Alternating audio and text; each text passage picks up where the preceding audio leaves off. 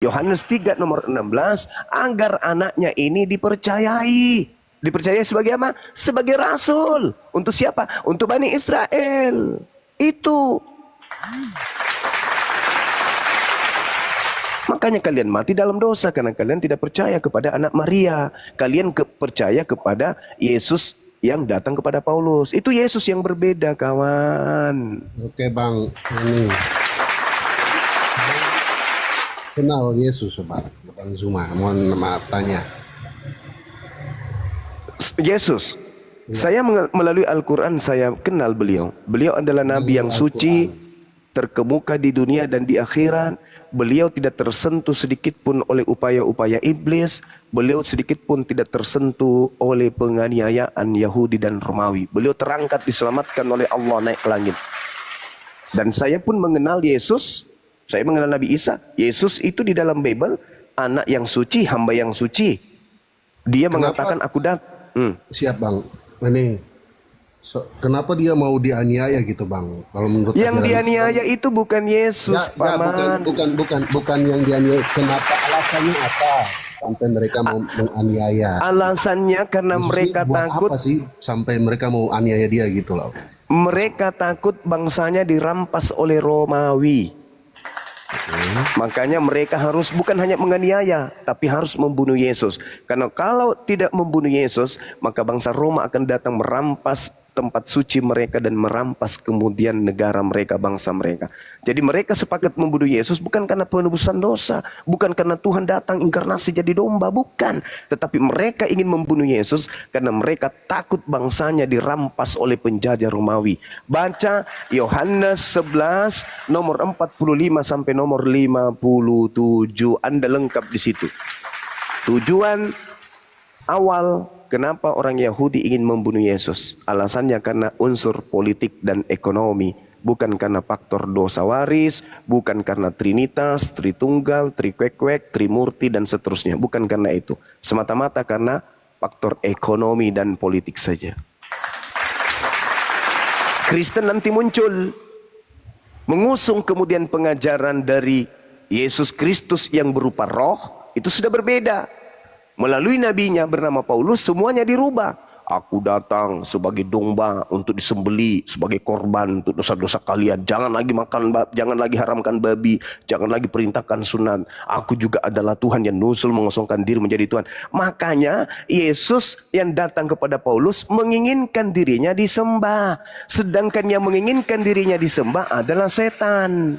Anda baca Lukas 4 nomor 6, nomor 7. Iblis mau agar dia dituhankan. Kenapa iblis datang kepada Paulus? Karena Paulus banyak pengaruh.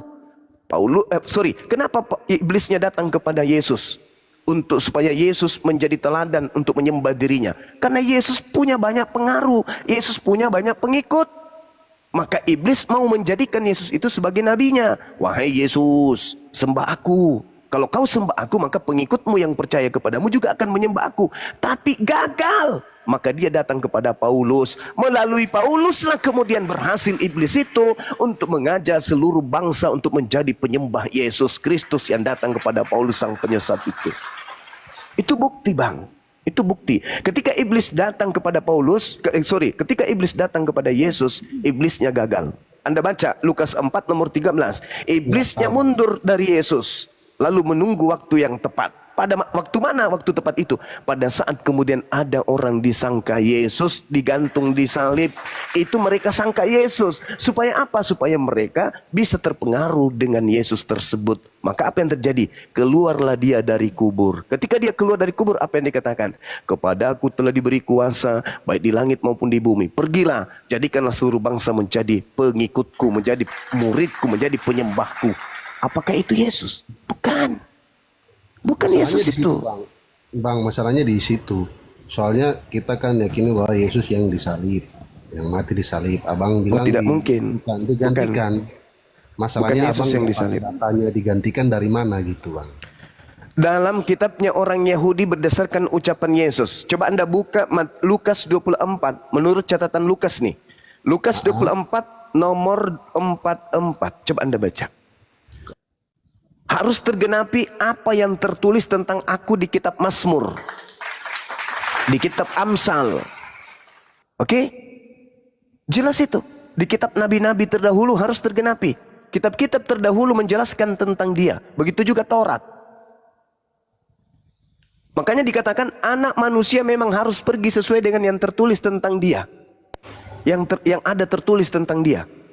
Berarti ketika Amsal dikatakan, di Amsal 21 nomor 18, bahwasanya Tuhan menjadikan kemudian orang yang baik, orang yang fasik menjadi tebusan bagi orang yang benar. Dan pengkhianat sebagai ganti orang yang jujur. Ayo. Ini nubuat, dan Yesus sendiri yang mengatakan bahwa harus terjadi apa yang tertulis tentang aku di dalam kitab Amsal. Yesus katakan Apa? itu di mana?